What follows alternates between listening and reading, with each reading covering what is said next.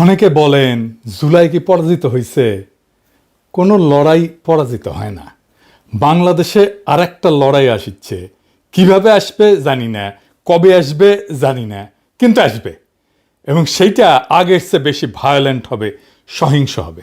কেন কইতেছি কারণ ব্যাখ্যা করি। অনেকে কয় আমি নাকি বাংলাদেশটারে অশান্ত করে রাখিছি, এটা শুনে হাসুম না কান্দুম বুঝবার পারি না।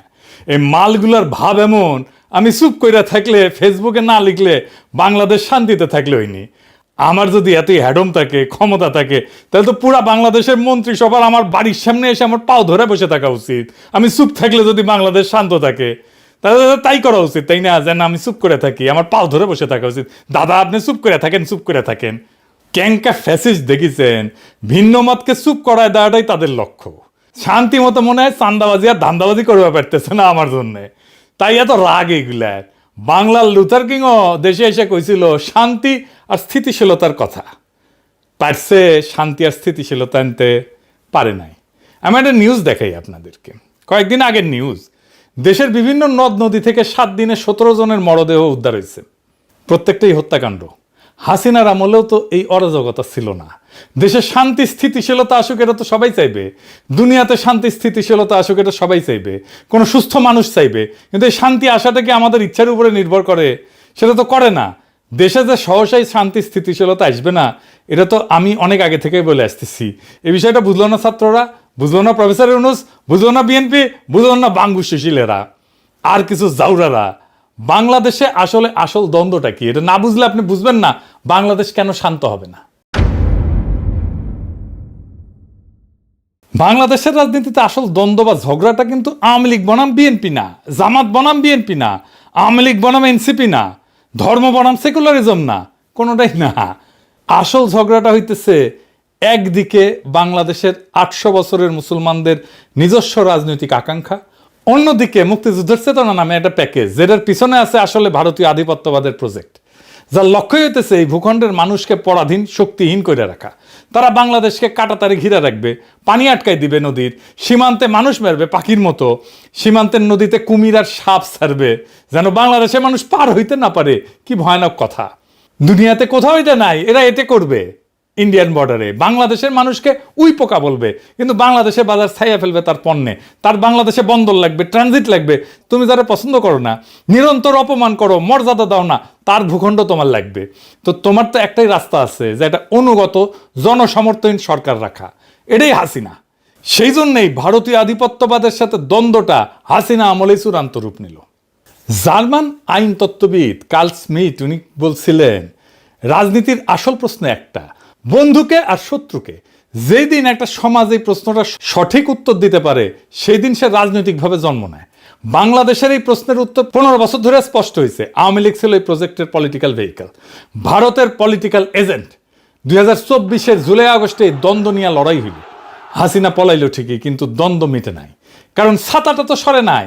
বিএনপি এসে সেই একই ছাতা মাথায় ধরিছে, মানে যেই কারণে 1400 মানুষ জীবন দিছে, সেটার মীমাংসা এখনো বাকি। এই দ্বন্দ্ব মিটতে হবে, মিটবেও, কিন্তু কিভাবে? এই আলাপে ঢুকতে হইলে আগে একটা অন্য জিনিস বুঝতে হবে। বাংলাদেশের তরুণদের একটা বিশেষ ক্ষমতা আছে। ক্ষমতা আছে। বাংলাদেশের প্রত্যেকটা প্রজন্ম রাষ্ট্রের বিরুদ্ধে দাঁড়ানোর ট্রেনিং পেয়েছে। সে রাষ্ট্রকে, তার কোয়ার্সিভ মেশিনারিকে, তার দমন পীড়নের যন্ত্রকে, এটাকে কনফ্রন্ট করছে, মোকাবেলা করছে।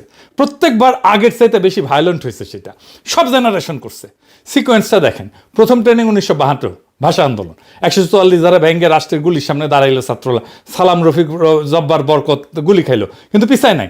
এই অভিজ্ঞতা গেছে পরের প্রজন্মে। এই মেমোরি কোনো বই থেকে ট্রান্সমিট করে নাই, শরীর দেওয়া হয়। লড়াই করা মানুষটা পরের জনকে দেখায় কিভাবে লড়তে হবে। ফরাসি আলজেরিয়ান চিন্তাবিদ ফানো নাম আসল উচ্চারণটা, উনি বলছিলেন, পরাধীন জাতিগোষ্ঠী লড়াইয়ের ভিতর দিয়ে নিজেকে চিনতে শেখে। প্রত্যেকটা মৃত্যু পরের প্রজন্মের পাঠ্য বই হয়ে ওঠে। আমেরিকান সমাজবিজ্ঞানী চার্লস টিলি উনি বলছিলেন একটু অন্যভাবে একই কথা। উনি বলছিলেন যে আন্দোলনের একটা রেপার্তোয়া থাকে, রেপার্তোয়া তৈরি হয়। রেপার্তোয়া কি মানে লড়াইয়ের কৌশলগুলা এক শরীর থেকে আর এক শরীরে বয়া যায়, ট্রান্সমিট হয় প্রজন্ম থেকে প্রজন্মে। এরপরে আসলো 1969, যাদের বাবা চাচা 52 সেই ছেলেগুলোকে দেখছে, তারা দেখছে কিভাবে গুলির সামনে দাঁড়াইতে হয়, কিভাবে লাশ নিয়ে মিছিল করতে হয়, কিভাবে না পিছাইতে হয়। সেই বাবা চাচাদের ছেলেরা এবার রাস্তায়। আসাদ, মতিউর, 52 ট্রেনিং 69 অ্যাক্টিভেটেড হইল। এইবার শুধু পুলিশ না, আজ তো আর্মি নামছে, প্যারামিলিটারি নামছে, আগের চাইতে ভায়োলেন্ট। উড়ায় দিল তারা আইয়ুব খানকে। এরপরে 71 69 ট্রেন্ড তরুণেরা এইবার অস্ত্র হাতে। যারা 69 পুলিশকে কনফ্রন্ট করছে, প্যারামিলিটারিকে কনফ্রন্ট করছে, তারাই 71 পাকিস্তানি আর্মিকে কনফ্রন্ট করতেছে। 9 মাসের ফুল স্কেল যুদ্ধ, আগের চাইতে অনেক বেশি ভায়োলেন্ট। প্যাটার্নটা দেখেন, প্রত্যেকটা প্রজন্ম আগের ট্রেনিং রিসিভ করছে, প্রত্যেকবার এসকেলেট করতেছে কনফ্রন্টেশন।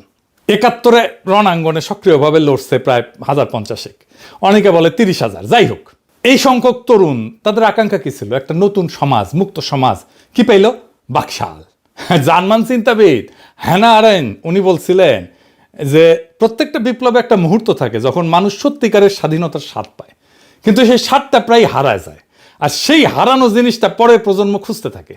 আরেন্ট এই হারানো জিনিসটাকে বলতেছিলেন বিপ্লবের লস্ট ট্রেজার, মানে হারানো ধন। 71 সেই প্রজন্মের তরুণের কাছে সেই রকম একটা হারানো ধন। সে যখনই আইডেন্টিফাই করছে যে কে তার হারানো ধন কাইরে নিছে, তারে খাইয়া দিছে সেই তরুণ। ওদের আকাঙ্ক্ষা মেটে নাই, কিন্তু তাদের হাতে তো ট্রেনিংটা ছিল, তারা চুপ থাকে নাই। জাসদ কেন হইল? 15 আগস্ট 75 কেন হইল? 7ই নভেম্বর কেন হইল? জেল হত্যা, জিয়া হত্যা, প্রত্যেকটা ঘটনায় কারা ছিল? রণাঙ্গনের মুক্তিযোদ্ধা, যাদের লড়াইয়ের ট্রেনিং সবচেয়ে সাত। তারাই আবার লড়াই শুরু করছে একজন আরেকজনের বিরুদ্ধে, কারণ তাদের আকাঙ্ক্ষা মেটে নাই। জার্মান চিন্তাবিদ ভাল্টার বেনিয়ামিন উনি বলছিলেন প্রত্যেকটা প্রজন্ম পূর্ববর্তী প্রজন্মের অসমাপ্ত দাবি বহন করে। সেই দাবি যতদিন না মটে ততদিন সে বারবার ফিরে ফিরে আসে। এটা মনে রেখেন, আমরা পরে আবার এখানে আসবো। এরপরে আসলো 90, আমাদের জেনারেশন রাজপথে লড়াই করলো, সে হিরোইক লড়াই। 24-এর মতো না, কিন্তু একটা হিরোইক লড়াই করছে আমাদের জেনারেশন। নূর হোসেনের জীবন দেওয়া, কি কাব্যিক জীবন দেওয়া, বুকে পিঠে লিখলো গণতন্ত্র মুক্তি পাক, স্বৈরাচার নিপাত যাক। এরপরে আমাদের ট্রেনিং হলো 2013-তে। 28 ফেব্রুয়ারি 2013 মৌলানা সাইদির ফাঁসির রায়ের পরে সারা দেশ রাস্তায় নামলো, সারা দুনিয়াতে নামছিল। শুধু ইসলামপন্থী তরুণেরা না, সারা দেশের সমস্ত মানুষ নামছিল। বাঁশখালী, চাঁপাইনবাবগঞ্জ, বগুড়া, লক্ষ্মীপুর, তারপর 5 মে শাপলা চত্বর। হেফাজত, একটা নতুন প্রজন্মের প্রথম বড় ট্রেনিং। সংগঠিত ইসলামিক যুবশক্তি প্রথমবার রাষ্ট্রীয় ভায়োলেন্স ফেস করলো। 2018 সালে নিরাপদ সড়কের আন্দোলন, স্কুল কলেজের কিশোরেরা রাস্তায়, ছাত্রলীগের হেলমেট বাহিনী, এই বাচ্চারা শিখলো একটা নতুন জিনিস, সোশ্যাল মিডিয়াকে কিভাবে ব্যবহার করতে হয়। তারা শিখলো ছাত্রলীগ কিরকম জাউরা হইতে পারে, কেমন বর্বর হইতে পারে। এই 2018 স্কুলের ছাত্ররাই 2024-এ এসে ইউনিভার্সিটির ছাত্র। চূড়ান্ত ক্লাস পাইল তারা। ওই ট্রেনিং থেকে ফিরে আসা ছাত্ররাই চূড়ান্ত ট্রেনিং পেল 2024-এ। আর্মি, পুলিশ, র্যাব, বিজেপি সব একসাথে নামছে। হেলিকপ্টার থেকে গুলি, 1400 লাশ তবু পিছায় নাই। এই 2024 পৃথিবীতে অনন্য। কেন? দুনিয়ার আর কোথাও বাংলাদেশের 24-এর মতো ঘটনা ঘটে নাই। তিউনিসিয়ায় 2011-তে কি হয়েছিল? আর্মি প্রেসিডেন্টের গুলি চালানোর হুকুম মানে নাই, উপরের লেভেলে। মিশরে আর্মি কাউন্সিল বসে সিদ্ধান্ত নিল মোবারক যাবে, উপর থেকে। ইন্দোনেশিয়ায় আর্মি চিফ সুহার্তোকে যায় বলল যে চলে যান, উপর থেকে আসলো। ফিলিপিন্সে 86-তে, সার্বিয়াতে 2000, শ্রীলঙ্কা 2022, সব জায়গায় একই গল্প। মিলিটারির উপর লেভেল ক্যালকুলেশন করছে, অঙ্ক করছে, তারপরে বলছে চলে যান। বাংলাদেশে কি হয়েছে? উল্টা। জেনারেলরা ছিল হাসিনার অনুগত, গুলি চালাইতে চাইছিল। ওয়াকার তো হাসিনার আত্মীয়, কিন্তু সৈনিকেরা, জুনিয়র অফিসাররা যারা ফিল্ডে ছিল, তারা গুলি চালাইতে রাজি না। কেন? কারণ ওই রাস্তায় তাদের ভাই, তাদের কাজিন, তাদের প্রতিবেশীর ছেলে, সৈনিকের মা ফোন দিছে, বলছে বাবা গুলি করিস না। রুশ বিপ্লবী ট্রটস্কি 1917 সালে ফেব্রুয়ারি বিপ্লব নিয়ে লিখছিলেন, সৈনিক হঠাৎ করে সৈনিক হওয়া বন্ধ করে দিল। মানে ইউনিফর্ম পরা মানুষটার পেছনের সিভিল মানুষটা ইউনিফর্মকে ছাড়াই গেল। বাংলাদেশে 2024-এর জুলাই আগস্টে এটাই হয়েছিল। ইউনিফর্ম ফুইরা আসল বাংলার পলিমাটির সন্তান বাইরে হয়ে আসলো।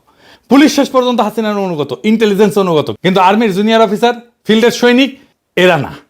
শেষ দিনে আর্মির সৈনিকেরা তো পুলিশের বিরুদ্ধেও দাঁড়াইছে, গুলি করছে পুলিশের বিরুদ্ধে। জেনারেলরা যখন বুঝলো সৈনিকেরা আর গুলি চালাবে না, জেনারেলরা বাধ্য হইলো, হাসিনাকে যে বললো আপা পালান, helicopter ready.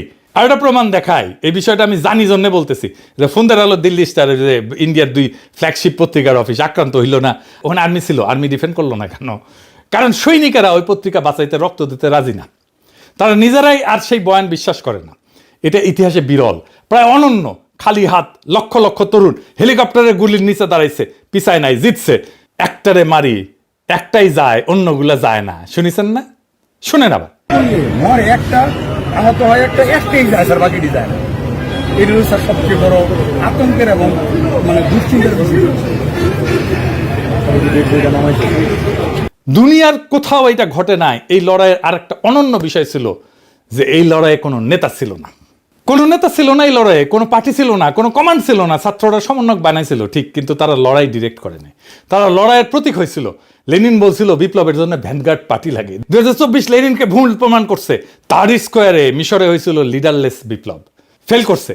Occupy Wall Street leadership ফাঁপা হয়ে গেছে। হংকং 2019 এই আন্দোলন ছিল লিডারলেস, হারছে। বাংলাদেশ 2024 দুনিয়ার একমাত্র লিডারলেস বিপ্লব যেটা একটা ফাংশনাল ফ্যাসিস্ট সরকারকে ফেলতে পারছে। কিভাবে সম্ভব হইল? কারণ লড়াইয়ের ট্রেনিংটা কোনো অফিসে স্টোর করা ছিল না, কোনো নেতার মাথায় স্টোর করা ছিল না, কোনো প্রফেসরের অনুসার মাস্টার মাইন্ড ছিল না, কোনো মেটিকুলাস ডিজাইন ছিল না। এটা ছিল 1.5-2 কোটি তরুণের শরীরে গাথা। ফরাসি দার্শনিক পিয়ের বোর্ডিও একটা কথা বলছিলেন, হ্যাবিটাস মানে শরীরে গাথা অভ্যাস। বাংলাদেশের তরুণদের শরীরে গত 75 বছর ধরে এটা গাথা, প্রজন্মের পর প্রজন্ম ধরে। কিভাবে রাষ্ট্রের সামনে দাঁড়াইতে হয়, কিভাবে ছোট থেকে বড় রাষ্ট্রের দমন পীড়নের অ্যাপারেটাস, যেটাকে বলা হয় কোহেসিভ অ্যাপারেটাস, তারে পরাজিত করতে হয়। এটা ক্লাসরুমের জ্ঞান না, এটা শরীরী জ্ঞান, বইয়ে লেখা না, রক্তে লেখা। কোনো নেতাকে অ্যারেস্ট করে এই জ্ঞান মোছা যাবে না, কোনো সংগঠন নিষিদ্ধ করে বন্ধ করা যাবে না, কারণ এইটা 1.5 কোটি শরীরের মধ্যে আছে। 2024 ঘটছিল কি কারণে? ভারতীয় আধিপত্যের বিরুদ্ধে মুক্তিযুদ্ধের চেতনার নামে যে ছাতা, সেটা সরানোর জন্য বিএনপি ক্ষমতায় আসার পর কি করতেছে, সেই ছাতাটাই আবার মাথায় ধরতেছে, সেই আওয়ামী বয়ান আবার তারা আনতেছে। ভারতের সাথে যে অসম চুক্তি, সেগুলো নিয়ে কথা নাই। আদানি নিয়ে চুপ, ক্যাপাসিটি চার্জ নিয়ে চুপ, সীমান্তে হত্যা নিয়ে চুপ, ট্রানজিট নিয়ে চুপ। ইতালির চিন্তাবিদ গ্রামসি একটা কথা বলছিলেন, প্যাসিভ রেভলিউশন মানে বিপ্লবের এনার্জিটা শোষণ করে নাও, কিন্তু আসল পরিবর্তনটা হইতে দিও না। সিস্টেম যেভাবে চলতেছিল সেভাবেই চালাও। লোকজনকে বলো তোমার বিপ্লব সফল হয়েছে। বিএনপি এখন এই কাজটাই করতেছে। আগের পুরনো বন্দোবস্ত, পুরনো ব্যবস্থা, পুরনো সিস্টেম সব নিয়ে আসছে। এটাই প্যাসিভ রেভলিউশন মানে যেই দ্বন্দ্বটা মেটানোর জন্য 1400 মানুষ জীবন দিছে, সেটা আবার চাপা পড়ছে। এটা বিশ্বাসঘাতকতা। এখন প্রশ্ন, এরপরে কি হবে? আর একটা লড়াই আসবে, অবধারিত। কেন বলতেছি অবধারিত? দেখেন, 4টা জিনিস একসাথে আছে। এক, দ্বন্দ্বটা মেটে নাই। যে দ্বন্দ্বটা নিয়ে লড়াইটা শুরু হয়েছিল সেটা তো মেটে নাই। ভারতীয় আধিপত্যবাদ আর বাংলাদেশের মুসলিম জনগণের আকাঙ্ক্ষার ঝগড়া, দ্বন্দ্ব, সেটা যেখানে ছিল সেখানেই আছে। মাঝখানে 1400 লাশ পড়ছে, এছাড়া আর কিছু বদলায় নাই। 2, রাষ্ট্রের ভয় শেষ। আগে মানুষ ভাবতো পুলিশ আসবে, ডিবি আসবে, ডিজিএফআই আসবে, সামনে দাঁড়াইলে মরবো। এখন 1.5-2 কোটি তরুণ জানে দাঁড়াইলে মরতে পারি, কিন্তু জিততেও পারি, এবং জিতছেও তারা। 3 নাম্বার, কোনো প্রতিষ্ঠান নাই যেটা আকাঙ্ক্ষাকে শান্তিপূর্ণভাবে পূরণ করতে পারে। বিএনপি পারবে না, স্ট্রাকচারালি পারবে না। 4 নাম্বার, ট্রেনিং জনগণের ভেতরে গাথা আছে, এটা মোছা যায়নি। টার্কিশ আমেরিকান অর্থনীতিবিদ তিমুর কুরান একটা মডেল দিচ্ছেন। উনি বলেন, যখন মানুষ পাবলিকলি এক কথা বলে কিন্তু মনে মনে অন্য কথা ভাবে, বিএনপির মতো আর কি, তখন একটা সিস্টেম দেখতে খুব শক্ত মনে হয়, কিন্তু আসলে ভেতরে ফাঁপা। বিএনপি ফাঁপা হয়ে গেছে ভেতরে, দেখেন না, কিছুই করতে পারতেছে না। সে ওই ধর্ষিতা শিশুর বাসায় গেছিল, রামিসার বাসায় গেছিল, যে ভুয়া ভুয়া শুনছে, দেখেন।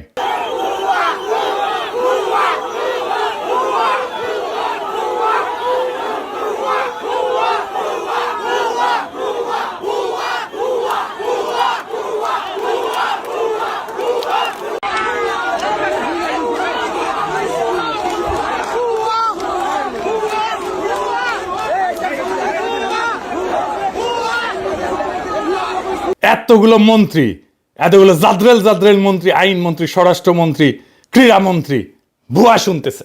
তারপরে দেখেন জঙ্গল সলিমপুরে আক্রমণ করছে সন্ত্রাসীরা, র্যাবের ক্যাম্পে বুলডোজার নিয়ে গেছে, দেওয়াল ভেঙে দিছে, মাটি কেটে ফেলছে, রাস্তা কেটে ফেলছে 3 জায়গায়। চিন্তা করেন, মানুষ মানতেছে না, কারণ ভেতরে ভেতরে ফাঁপা।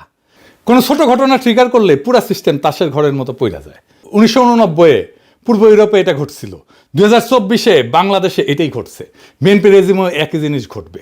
আমেরিকান সমাজবিজ্ঞানী মার্ক গ্র্যানোভেটার আর একটা কথা বলছিলেন, প্রত্যেকটা মানুষের একটা থ্রেশহোল্ড আছে, মানে কতজন আগে নামলে সে নামবে। আগে বাংলাদেশের তরুণদের থ্রেশহোল্ড ছিল অনেক উঁচু, অনেক ভয়, অনেক শঙ্কা, অনেক বিপদ।